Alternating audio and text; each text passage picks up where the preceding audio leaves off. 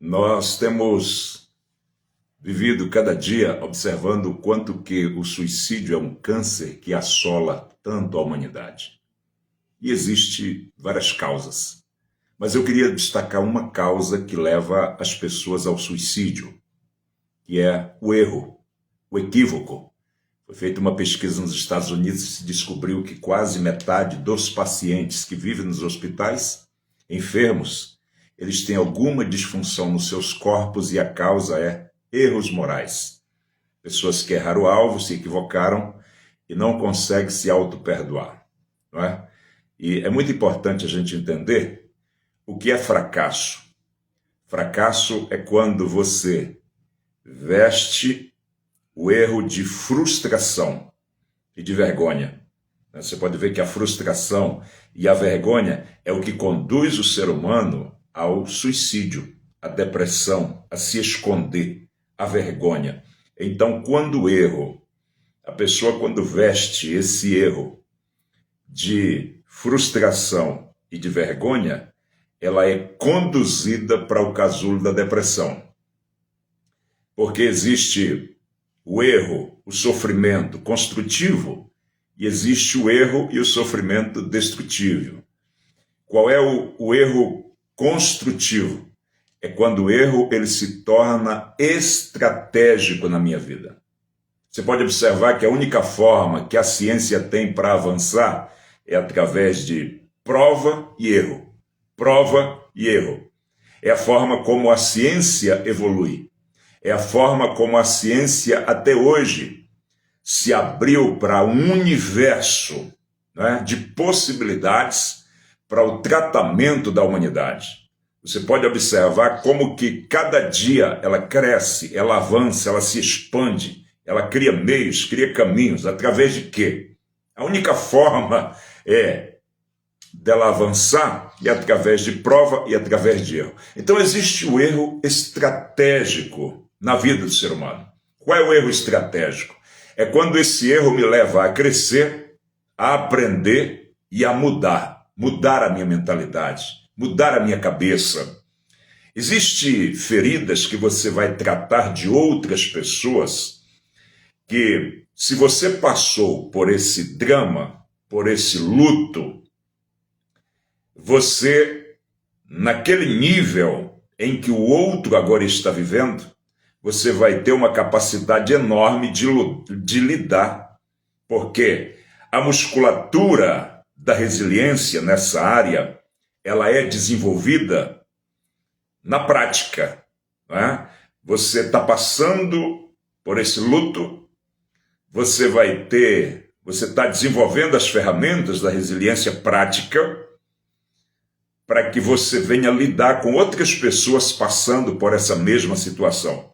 Porque uma coisa é você levar soluções técnicas para uma pessoa. Há alguns anos a gente trabalha o projeto Visão Missionária Pós-Desastres, auxiliando vítimas de depressão, suicídio, em tudo que é desastre que você imaginar, não só em todos os brasileiros, desastres brasileiros, mas também por vários países do mundo, grandes devastações que você possa imaginar, queda de avião, terremoto, maremoto, grandes enchentes, tudo que você possa imaginar. Então, nesse universo, né, a gente encontra pessoas mutiladas em diversas áreas e de diversas formas, não é? Pessoas que às vezes passaram por um grande drama, por um grande erro, por uma grande situação, e essa pessoa agora ela não consegue se auto-perdoar. E por ela não se auto-perdoar, ela se automutila, ela se auto-anula. Porque o crescimento existe o evolutivo, que te leva a evoluir. Crescimento produtivo, qual é? É quando eu vejo nesse crescimento, me fez crescer, me fez aprender e mudou a minha mentalidade. Então eu entro no ambiente da dor, no ambiente do sofrimento. Salomão já dizia que é na casa do luto que habita, que mora a sabedoria. Uma cara com lágrimas tem muito a nos ensinar. As euforias da vida não tem nada a nos ensinar, mas uma cara com lágrimas tem muito a nos ensinar. O filho pródigo, por exemplo, aonde foi que ele foi iluminado? É quando ele havia perdido tudo, quando ele estava na lama, né? Então, existem pessoas que ele nunca vai entender a ferida do outro se ele não passou primeiro por esta mesma situação. Por exemplo, orfandade. Eu entenderei um órfão porque eu passei pela mesma situação. Situação de drogas. Uma pessoa que passou também por dependência química vai entender a outros. É bem verdade que hoje os grandes líderes de centros de reabilitação social no mundo, os maiores, são cuidados por líderes de centro de reabilitação social.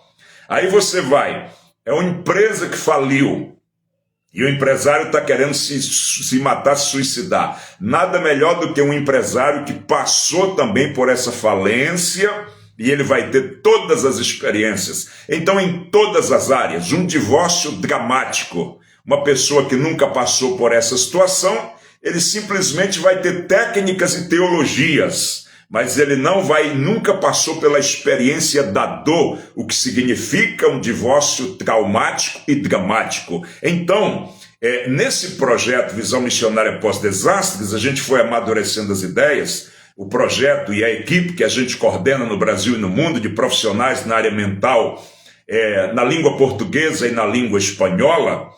E eu cheguei a uma conclusão que o profissional, que ele atua, não somente profissionalmente, mas que ele passou pela experiência. Por exemplo, quando nós vamos tratar de um pastor que passou por um grande drama, a gente tem um pastor que também é psicólogo, ou psicanalista, ou neurocientista, para atender aquela pessoa. Nós trabalhamos assim, uma dependência química dramática. Um especialista que passou por esta área também. Uma pessoa que está com depressão, porque uma coisa é você só estudar a mente humana, outra coisa é você ter vivenciado o calabouço de uma depressão. Faz toda a diferença.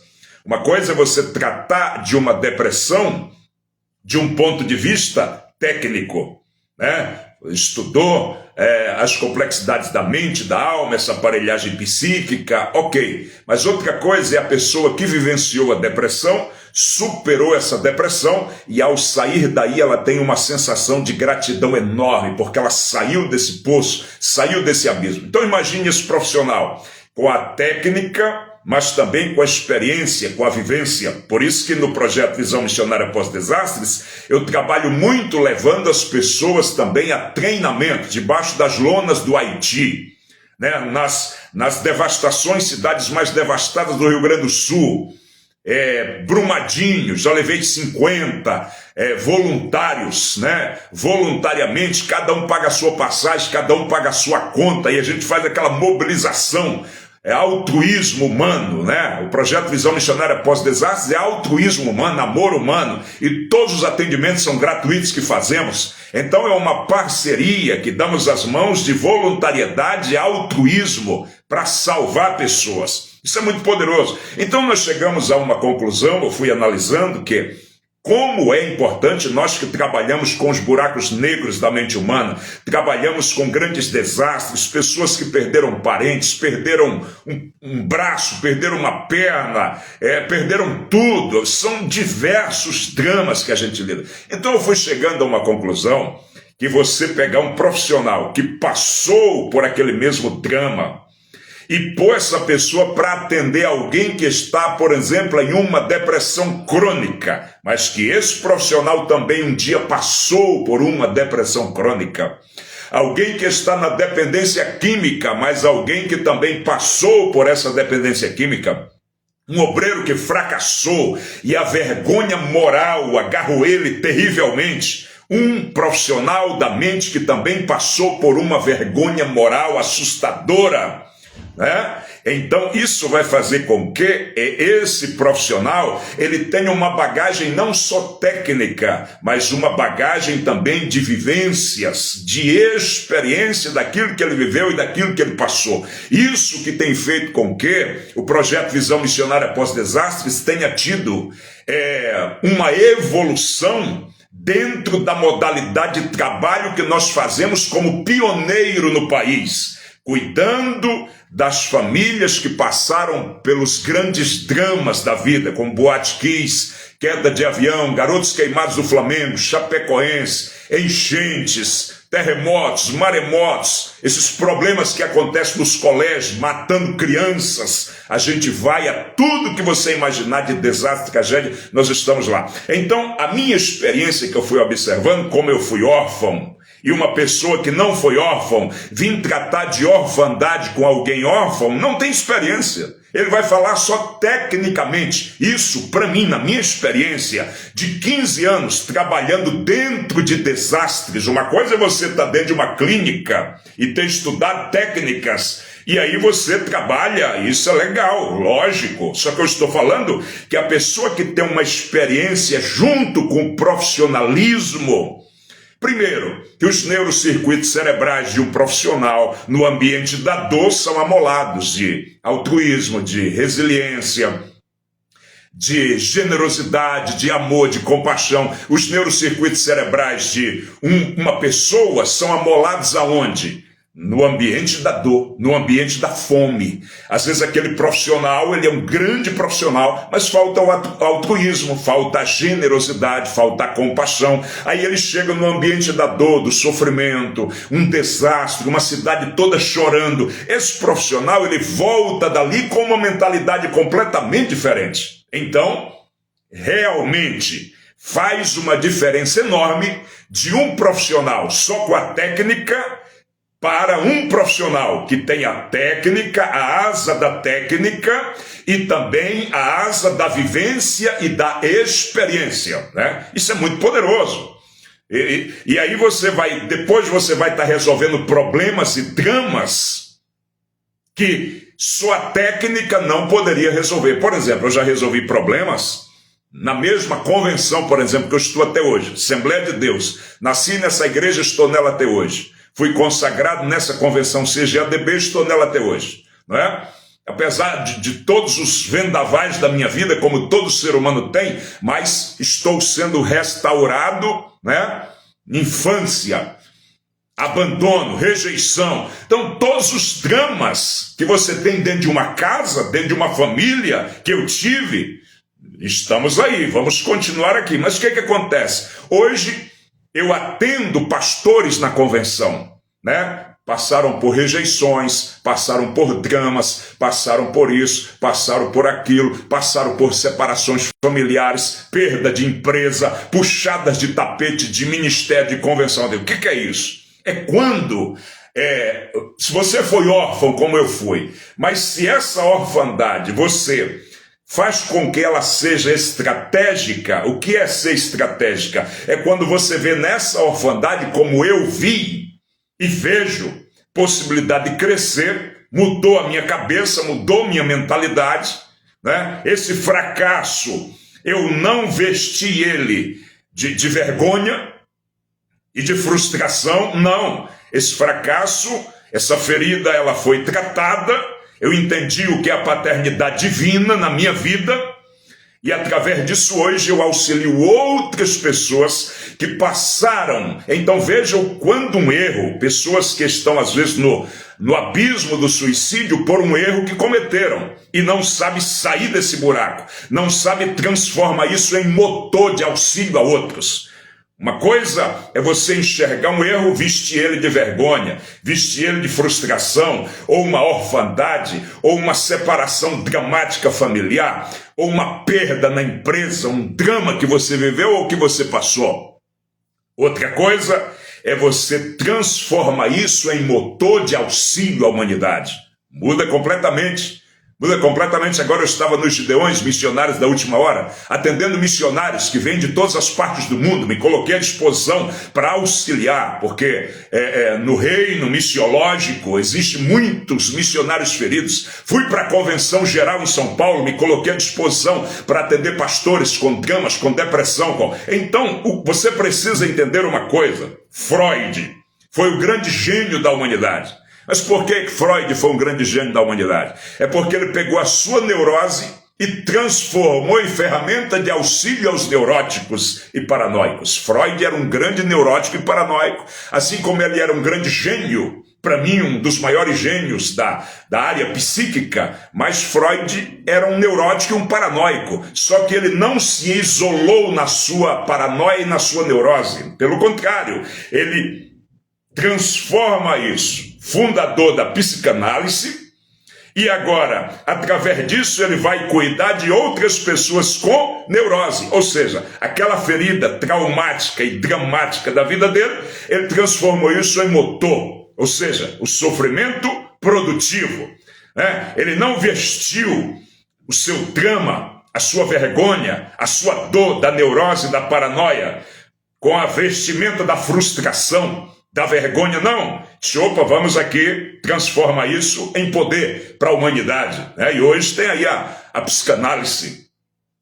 Psicanálise que hoje é uma bênção, né, para a humanidade. Existe também a neuropsicanálise, que se trabalha de forma associativa. Então, eu só quero dizer para você que quando você entende que o erro, se ele passa a ser estratégico na sua vida, eu sempre digo que mais vale uma pessoa que fracassou na vida e mudou a sua mentalidade do que uma lesma que foi toda a vida santinho, nunca aconteceu nada com ele, mas ele nunca se transformou em nada. Ele vai ser aquela lesma a vida inteira. Mais vale uma pessoa que foi atropelado pela vida e ele transforma isso em um erro estratégico para ser bênção para a humanidade, do que ser a vida inteira dentro do casulo da hipocrisia. Isso é muito importante. Isso é muito importante, você transforma isso. Então, o profissional que ele tem só experiência, ou seja, só a técnica, falta a asa da experiência. Por que eu entrei nesse assunto? É porque nós temos muitos casos de suicídio de pessoas que passaram por um erro, não conseguem se auto-perdoar. E o que eu quero conduzir essa noite a você é você aprender a ver nesse erro estratégia, ver nesse erro um motor para ser bênção para a humanidade. É você ver nesse erro mudança de mentalidade. É você ver através desse abismo que você está, você sair daí com muita gratidão e tomar isso como ferramentas de bênção para outros. Eu volto ao Freud. Ele poderia ter se isolado. Águas paradas geram o quê? Dengue. Mas águas transbordantes geram o quê? Ah, minha gente, vai alimentar muita gente. Obrigado a você que está aí conosco. Nesse momento,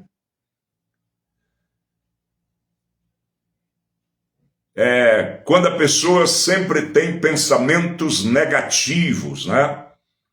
Ali a Maria está perguntando, pensamentos negativos. Os pensamentos negativos, eles vão nos conduzindo à depressão, vai roubando a nossa energia, vai roubando o melhor de nós e vai nos conduzindo para o poço negro, né, da depressão. E o cérebro humano, ele aguenta tudo. Fome, necessidades. Mas uma coisa que o cérebro não suporta é a negatividade e o excesso de preocupações. Ele explode. Né? Então, é muito importante a pessoa compreender que essa máquina, esse motor, esse cérebro, ele sempre tem que estar em movimento.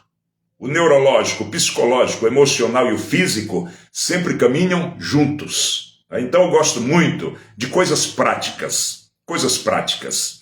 Porque, normalmente, uma pessoa que só tem pensamentos negativos, ele tem uma visão apagada acerca da vida. Não é? Está vendo a vida branco e preto. Por quê? Porque essa pessoa, normalmente, às vezes, ela pode estar com pensamentos, sentimentos, sensações e emoções doentias dentro dela. Jesus disse, a lâmpada do teu corpo são os teus olhos. Se os teus olhos forem bons, todo o teu corpo terá luz. Não é? Então, a pessoa que tem pensamentos negativos, ela está com a sua visão acerca da vida adoecida. Eu não estou falando do globo ocular, eu estou falando da interpretação que eu faço acerca da vida. Como Jesus disse, a lâmpada do teu corpo são os teus olhos. Se os teus olhos forem bons, todo o teu corpo será iluminado. Todo o teu corpo, ele vai ter luz. Da onde vem luz para dentro do ser humano, minha gente?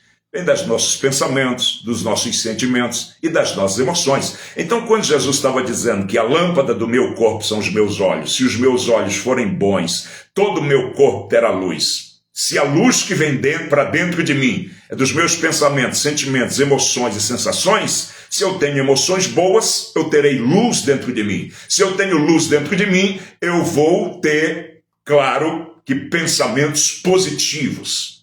Claro, eu vou ter meus momentos de tristezas, mas eu sempre vou ter coragem, ousadia, fé, determinação, alimentados pela luz que está dentro de mim, através dos meus bons pensamentos. Então, uma pessoa que tem muitos pensamentos negativos, ela precisa trabalhar muito, primeiro, os pensamentos. Por quê? Porque pensamento gera sentimento, sentimento gera comportamento.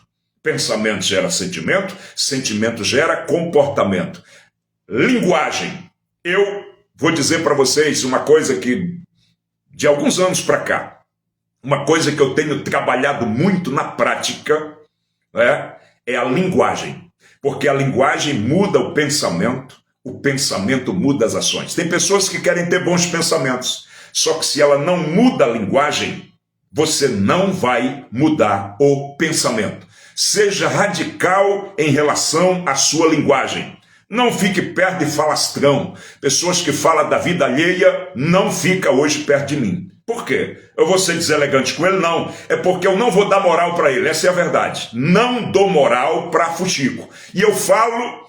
Gente, eu falo em público, falo em púlpito, falo em altar. Quer me chamar para tomar café, tomar chimarrão, comer churrasco, almoço, janta, para falar da vida dos outros, não me convide. Eu sou hoje extremamente radical, depois que eu entendi o poder da linguagem. Por quê? Se você é uma pessoa que fala mal dos outros, se você tem uma linguagem suja, você não tem coragem de falar na frente, primeiro, você vai desenvolver um cérebro não corajoso. Entendeu? Você vai, um cérebro medroso. Por que eu não falo na frente? Por que eu falo por trás? Cérebro medroso. Autenticidade. Autenticidade transforma a vida de uma pessoa. Coragem, ousadia, determinação. Sempre as pessoas dizem para mim, Abraão, o trabalho que você realiza é um trabalho que requer muita coragem. Deus realmente me revestiu de muita coragem. Então eu sou mais ter poucos amigos, mas não estar em mesa sentado falando da vida de ninguém. Por quê? Porque eu estou trabalhando na minha linguagem. A linguagem transformacional gera mentalidade transformada. Isso é poderoso. Nunca esqueça. Então você que perguntou aí, como que eu faço em relação a pensamentos negativos? Mude, comece mudando a linguagem. Pessoa murmuradora, como que vai ter pensamentos poderosos? Como que essa pessoa, se ela é murmuradora, como que ela vai ter dentro dela emoções saudáveis, sensações saudáveis, de coragem, de ousadia, de determinação, de fé? Não, essa pessoa ela vai desenvolver um cérebro covarde, não um cérebro corajoso. Como que se desenvolve um cérebro corajoso? Mesmo que não seja legal o que você está falando para a pessoa, mas é melhor você falar na frente dela do que por trás dela. Você entendeu? Então isso vai gerando em você um cérebro corajoso. E esse cérebro corajoso, ele vai servir para você para tudo. Você vai ter pensamentos poderosos através de uma linguagem poderosa. O que Paulo diz? Tudo que é bom, tudo que é perfeito, tudo que é amável, nisto pensai. Só que não basta só pensar. Eu preciso verbalizar. Nós nos alimentamos do que falamos, do que verbalizamos. Então, se você quer ter pensamentos poderosos, começa e também ser uma pessoa otimista, enxergar a vida não branco e preto, mas colorido. Comece pela linguagem. Porque você vai começar percebendo que os pensamentos começarão mudando. Tem gente que luta e guerreia com os pensamentos. Quero mudar meus pensamentos, mas a minha pergunta é, você mudou a linguagem? Quero mudar minhas ações, quero mudar minhas ações, minhas atitudes. Sim, mas você mudou a linguagem. A origem está na linguagem. Uma linguagem poderosa, uma linguagem transformacional. Ela muda uma mentalidade de uma pessoa. Uma linguagem transformacional, ela muda completamente os pensamentos de uma pessoa. E essa pessoa vai ter agora pensamentos poderosos, pensamentos nobres. Você já viu aquela frase que sempre são muito faladas, né, pelos coaches? As pessoas que falam mal dos outros são rasas.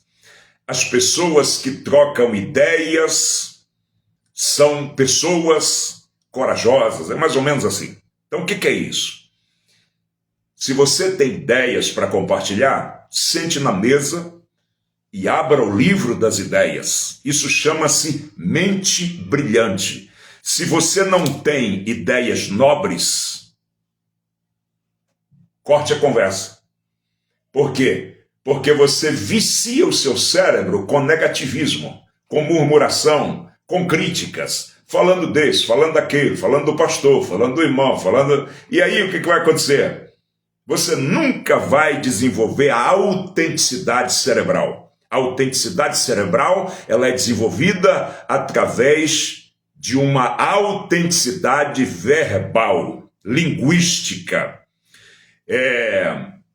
A nossa linguagem, a minha linguagem define o meu mundo. Essa é a verdade.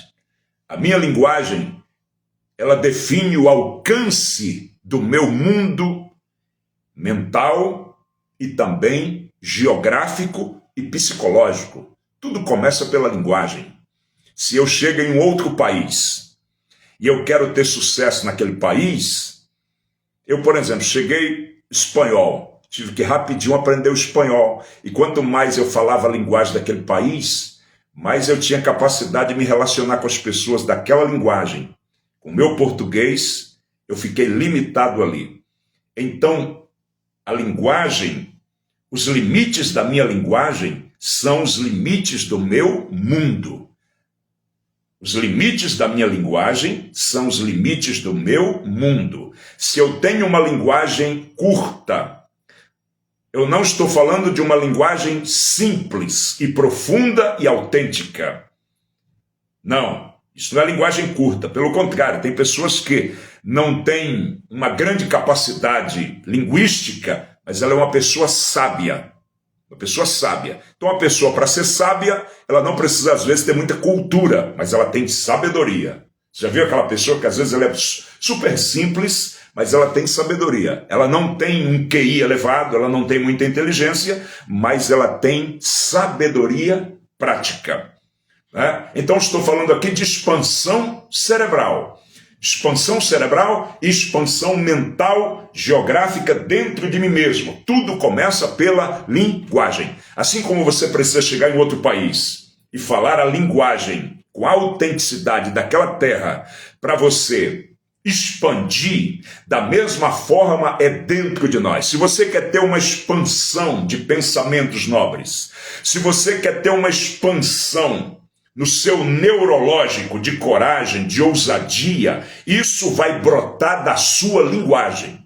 Quem tem uma linguagem covarde, não significa dizer que você toda a vida foi. Eu sempre digo uma coisa, a pessoa que ama a sabedoria, ele pode não ser sábio, mas um dia ele vai alcançar.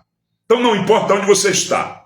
Fez um monte de besteira, cometeu um monte de equívoco na vida. Mas eu pergunto para você, você ama a sabedoria? Por isso que a Bíblia diz, ensina o sábio e ele vai te amar. Ensina o tolo, ele vai te odiar. Então a pessoa que tem um coração ensinável, não importa o que aconteceu, o que ele viveu, o que ele passou, mas se ele ama a sabedoria e persegue a sabedoria, hoje ele pode não ter sabedoria, mas amanhã ele vai atingir. E com mais sucesso de uma pessoa que nunca passou pelos maiores dramas da vida, porque essa sabedoria vai ser com uma plataforma de derrotas, fracassos, só que ele não vestiu esse erro da vergonha Ele não vestiu esse erro com as vestes da frustração, mas ele enxergou ali crescimento, amadurecimento, mudou a mentalidade e esse erro se transformou estratégico na vida daquela pessoa. Então, a linguagem, ela muda o pensamento muda as ações e muda as atitudes, e essa linguagem vai produzir dentro de mim emoções saudáveis, sensações saudáveis, e vai mudar. Para você que perguntou sobre a questão de ter sempre ser uma pessoa pessimista, vai trazer para os seus olhos otimismo. Se você tem luz dentro, você vai exalar essa luz para fora. Jesus disse que nós somos a luz. Por que nós somos a luz? Nós somos a luz exatamente por isso, porque quanto mais a gente tem luz dentro, mais você enxerga o mundo iluminado, mais você enxerga o ouro na vida das pessoas. A religião é muito microcefálica, hipócrita. Eu falei que a ciência, por que ela evolui tanto a cada dia?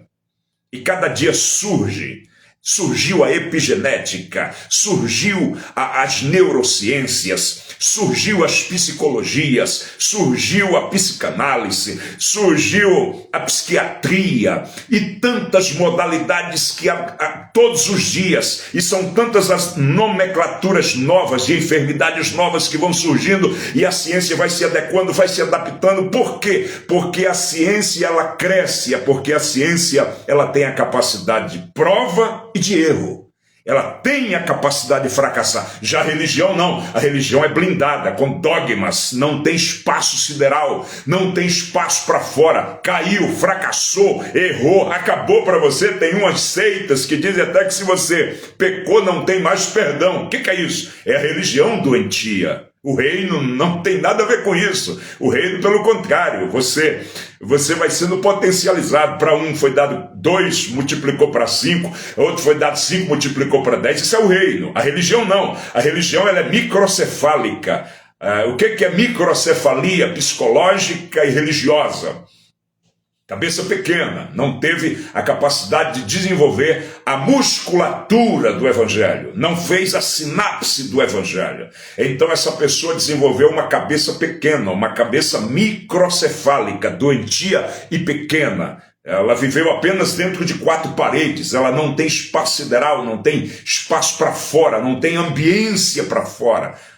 E o reino, ele não é isso. Jesus disse que vocês vão ser testemunhas em Jerusalém, Judeia, Samaria, até os confins da terra. Então o reino, ele é exponencial. Nós precisamos ressignificar os limites do nosso conhecimento teológico, filosófico, psicológico, científico, acadêmico, filosófico, todos os dias, ressignificar, crescer. A criança é o útero da mãe. Vamos dizer que o seu útero aí da sua mãe, da sua religião, o útero da mãe só serve 9 meses, depois passa a ser maldição. Se aquela criança não sai dele, ela morre. Da mesma forma são pessoas no mundo religioso. Elas às vezes não saíram para fora e às vezes morrem. A microcefalia agarra. Uma criança se não sai dali de dentro com 9 meses, o que acontece? Ela vai morrer, ela vai sair doente, né? Então, o útero da mãe só funciona 9 meses. Essa criança tem que sair dali, conhecer o mundo de fora, tem que se expandir, tem que crescer, fora dos amuralhamentos, como diz lá em Hebreus. Fora, Jesus foi erigido à cruz fora das paredes da religião. Foi o altar, está lá em Hebreus, escrito aos Hebreus, É fora dos amuralhamentos que está o lugar da nossa adoração. Foi fora dos amuralhamentos que a cruz se erigiu, se ergueu no mundo. Isso é o reino é exponencial. Ele se expande, ele expande a tua cabeça, ele leva você a 360 graus. Agora, o ambiente religioso é completamente diferente. Reino, ele pode ser microcefálico e te adoecer, te encolher como repolho e você enxergar ali só o erro das pessoas, só doença. E para a gente lidar com a humanidade, já que a gente está falando dentro de um assunto de suicídio, mas de uma forma criativa, dentro de vários assuntos, a gente precisa entender que cada dia o reino de Deus ele se expande. E nós, para comermos das delícias reais, a gente precisa ter uma mentalidade para fora. E como a gente entrou no assunto da linguagem, tudo dentro dela mesma, através da sua visão. Aonde que vai agarrar suicídio em uma pessoa assim? Em lugar nenhum. Pensamento de suicídio pode vir circular. Então tudo começa pela linguagem. Você começa profetizando, mentalizando, falando, verbalizando. E as coisas vão acontecendo e o seu caminho vai sendo pavimentado pela bênção de Deus. Deus abençoe grandemente, uma noite abençoada para todos nós, em nome de Jesus.